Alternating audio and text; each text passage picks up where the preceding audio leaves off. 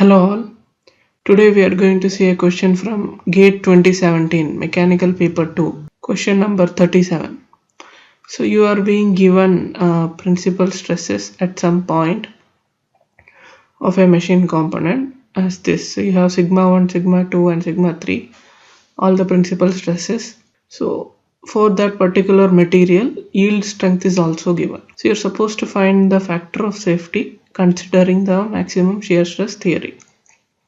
So before going into the problem, you can check out more details about failure theories and all in this particular NPTEL lecture by Professor S.K. Roy Chaudhary, Professor G. Chakrabarti and Professor B. Mehti from IIT Kharagpur.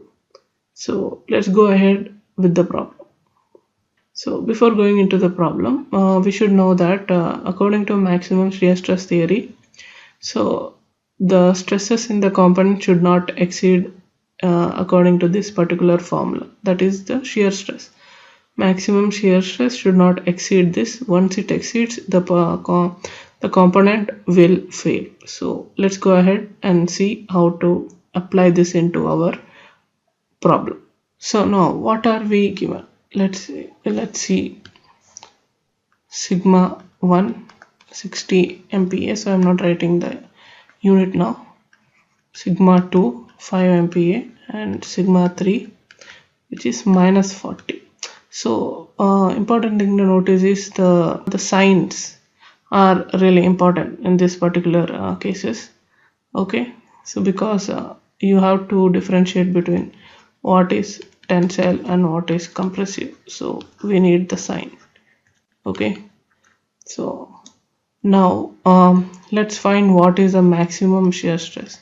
So the maximum will be the maximum difference between two stresses. Okay, so considering this signs also, so that means you are going to get 60 minus of minus 40, which is the maximum difference, divide by 2. Okay, so that is going to be 100 by 2, which is 50. So your tau max is 50.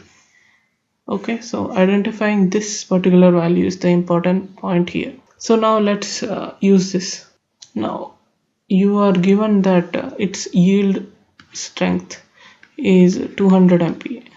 Okay, so now according to maximum shear stress theory, your tau max should not exceed, should be always less than or equal to your sigma y by 2. Okay, now if you want to find a factor of safety, you need to equate it.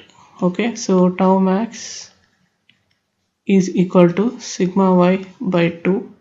Now the extra step that you need to do is this quantity should be divided by the factor of safety. Okay, so that you get a conservative value. Okay, so therefore your factor of safety is going to be your sigma y by 2 divided by your tau max. Okay, so now you can write this as 200 by 2 into your tau max, which is 50. So you'll get 2. Therefore you can write your factor of safety is 2.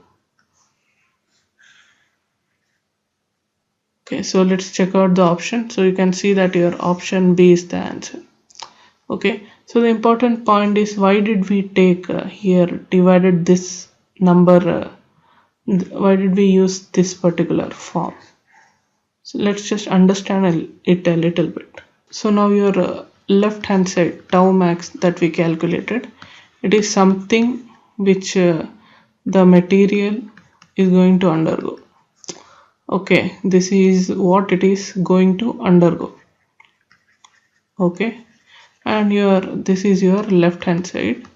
Your RHS is supposed to be something that is your sigma by 2 by factor of safety basically. Okay, this is something which is dependent on material property. Okay, so this right hand should always be greater than or equal to LHS, because the material will not undergo more than what is on the left hand side, right? Okay, so therefore your this particular value should always be greater than or equal to tau max.